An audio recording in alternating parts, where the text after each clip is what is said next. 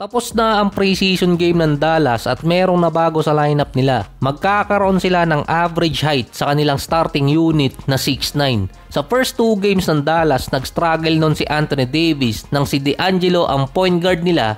Tapos sa last 2 games naman, binago ulit. Ando na si Clay, Lively, Flagg, Washington at si AD. Naging mas okay ang laro ni Anthony Davis sa last 2 games. Kahit pa wala silang legit point guard. Ang ginawa nilang number 1 position ay si Flagg versus Jazz at sa Lakers. Nagiging problema kasi ni AD at ni Flagg yung spacing. Hindi na ibinalik sa center position si AD, ginawa namang point guard yung number 1 overall nila. Sa 2 beses na naging primary ball handler si Flagg, wala siyang turnover kumpara nung Hornets na meron siyang 5.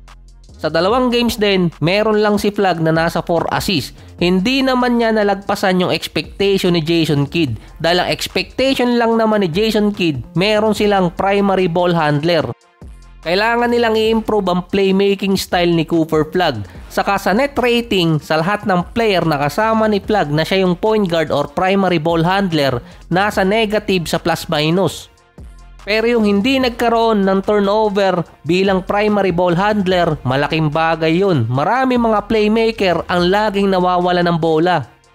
Parang upgraded Ben Simmons ang mangyayari kay Flagg. 6'9 or 6'10 na primary ball handler. Si Ben Simmons, bukod sa playmaking niya, yung isa pa talaga sa kanya, defense. Yun ang bumuhay ng konti sa karir niya. Ang lamang nga lang ni Flagg, 6'9 din siya pero kayang umiscore, dumipensa, maglaro ng multiple position at syempre may 3-point shot at jump shot.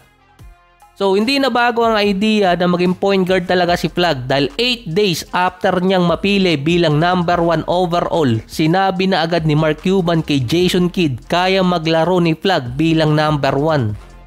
Magagamit sana ng Dallas para magkaroon ng overview si Flagg sa point guard position kalaban ng Lakers at si Luka. Kaso hindi naman naglaro si Luka nun. Major advantage din sa Dallas kung magkakaroon sila ng 6'9 point guard na kayang umiskor at dumipensa. Ang unang kalaban pa ng Dallas sa regular season, San Antonio, na marami ding point guard. Unang bakbaka ni Dylan Harper at ni Flagg. So marami din naman pamimilian ng Dallas, andun pa si Brandon Williams. Sa LA naman, na-injured ulit si Bando, nagkaroon ng left quad contusion. Wala pang initial report kung gaano kalala ang injury niya at kung aabot ba siya sa opening night. Matagal ng problema ni Bando ang kanyang injury, 2 season na. At nakakalaro lang siya noon ng 65 games. Baka asarin na naman siya ni Anthony Edwards.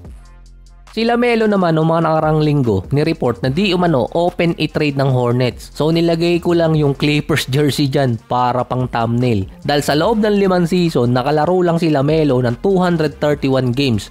At sa nakarang 3 taon din, hindi pa siya umaabot ng at least 50 games. Meron nga lang siyang season na 36 at 22 games ang nalaro sa isang taon. Dahil yon sa pabalik-balik na injury niya sa paa na lumalala pa. Sa ngayon, hindi ma-trade ng Hornets si LaMelo dahil siya ang bagong Melo. Hindi na si Carmelo Anthony. In short, ang market ng Hornets ay mga Gen Alpha na si LaMelo ang paboritong player kaya nakakabenta ng merchandise gaya ng jersey at sapatos. Mataas ang marketability ni LaMelo na bumubuhay sa franchise ng Hornets kaya hindi siya mabitawan ng team.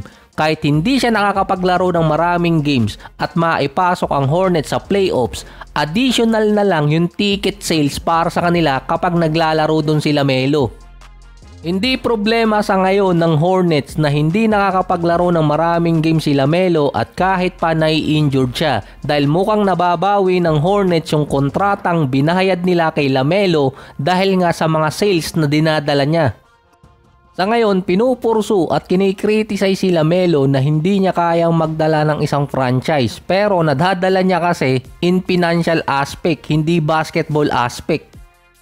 Kaya kung matitrade si LaMelo sa ibang team, hindi lang yung best player nila ang mawawala kundi yung kanilang marketability na player na walang makakapalit dun kay LaMelo sa Hornets.